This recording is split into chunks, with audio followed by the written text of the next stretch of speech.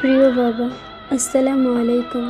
জানো বাবা, অনেক কথা আছে যা কখনো মুখে বলতে পারিনি, তাই আজ এই চিঠি লিখছি। ছোটবেলায় যখন তোমার হাতটা ধরে হাঁটতাম, তখন বুঝিনি তোমার সেই হাতের শক্তির পেছনে কত কষ্ট, কত ত্যাগ লুকিয়েছিল। আজ বড় হয়ে বুঝতে পারছি, আমাদের মুখে একটুখানি হাসি ফোটানোর জন্য তুমি কতটা স্বপ্ন, কতটা ইচ্ছা নিজের মনে চাপা দিয়েছো।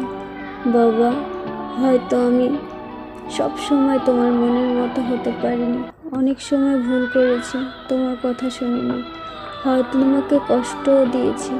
যদি কখনো আমার কোনো কথা বা আচরণে তোমার মন খারাপ হয়ে থাকে, আমাকে ক্ষমা করে দিও।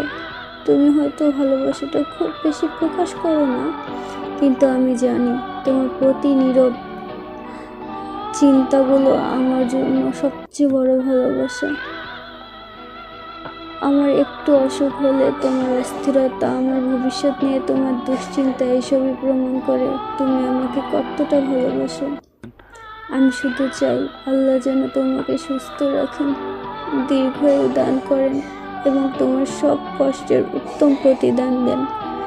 তোমার মুখের হাসিটা আমার সবচেয়ে বড় শান্তি। বাবা, তুমি আমার জীবনের সবচেয়ে বড় ভরসা, সবচেয়ে নিরাপদ আশ্রয়। তোমাকে অনেক ভালোবাসি, হয়তো মুখে বলতে পারি না, কিন্তু হৃদয়ের প্রতিটি দোয়ায় তুমি আছো। ভালো থেকো বাবা, তোমার জন্য সবসময় দোয়া করি।